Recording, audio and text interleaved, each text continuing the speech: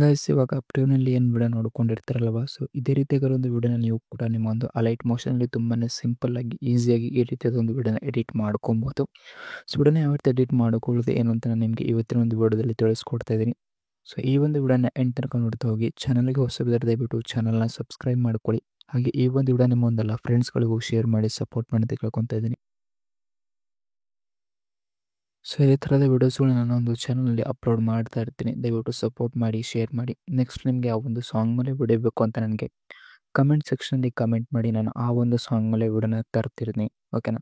So ತುಂಬಾ ಸಿಂಪಲ್ಲಾಗಿ ಈಸಿಯಾಗಿ ನೀವು ಈ ರೀತಿಯಾದ ಒಂದು ವಿಡಿಯೋನ ಎಡಿಟ್ ಮಾಡ್ಕೊಬೋದು. ನೀವು ಬೇಕಾದರೆ ಬೇರೆ ಬೇರೆ ಫೋಟೋಸ್ಗಳನ್ನ ಬೇಕಾದರೆ ಯೂಸ್ ಮಾಡ್ಕೊಬೋದು. ಎಲ್ಲ ಎಫೆಕ್ಟ್ಗಳಿಗೆ ಒಂದೊಂದು ಫೋಟೋನ ಬೇಕಾದ್ರೆ ನೀವು ಯೂಸ್ ಮಾಡ್ಕೊಬೋದು.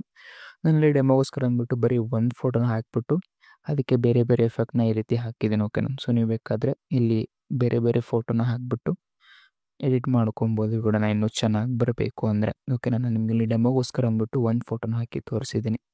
ಸೊ ಇವಾಗ ನೋಡ್ತಿರೋದು ಜಸ್ಟ್ ನಾನು ಇಲ್ಲಿ ಒಂದು ಫೋಟೋ ಮೇಲೆ ಕ್ಲಿಕ್ ಮಾಡಿಕೊಂಡು ಕಲರ್ ಆ್ಯಂಡ್ ಫಿಲ್ಮ್ ಮೇಲೆ ಕ್ಲಿಕ್ ಮಾಡಿ ಇಮೇಜ್ ನೇಮ್ ಮೇಲೆ ಕ್ಲಿಕ್ ಕೊಟ್ಟರೆ ಗ್ಯಾಲರಿ ಓಪನ್ ಆಗುತ್ತೆ. ಗ್ಯಾಲರಿ ಓಪನ್ ಆದ ತಕ್ಷಣ ನೀವು ಯಾವೊಂದು ಫೋಟೋನ ಎಡಿಟ್ ಮಾಡ್ಕೊಬೇಕು ಅಂದ್ಕೊಂಡಿರ್ತಾರೋ ಅವರೊಂದು ಫೋಟೋನ ಸೆಲೆಕ್ಟ್ ಮಾಡ್ಕೊಂಡ್ರೆ ಮುಗೀತು.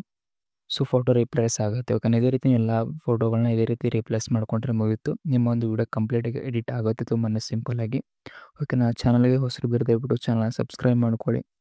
ಸೊ ಇದೇ ಥರದ ವೀಡಿಯೋಸ್ಗಳು ನಾನು ಒಂದು ಚಾನಲ್ ಅಪ್ಲೋಡ್ ಮಾಡ್ತಾ ಇರ್ತೀನಿ. ಓಕೆನಾ. ಸೊ ನೆಕ್ಸ್ಟ್ ನೀವು ವಿಡಿಯೋನ ಸೇವ್ ಮಾಡ್ಕೊಬೋದು ನಿಮ್ಮ ಒಂದು ಗ್ಯಾಲರಿಯಲ್ಲಿ. ಸೊ ನೆಕ್ಸ್ಟ್ ವಿಡಿಯೋ ಜೊತೆ ಸಿಗ್ತೀನಿ ಅಂತ ಹೇಳ್ತಾ ವಿಡಿಯೋನ ಮುಗಿಸ್ತಾ ಇದ್ದೀನಿ. ಧನ್ಯವಾದಗಳು.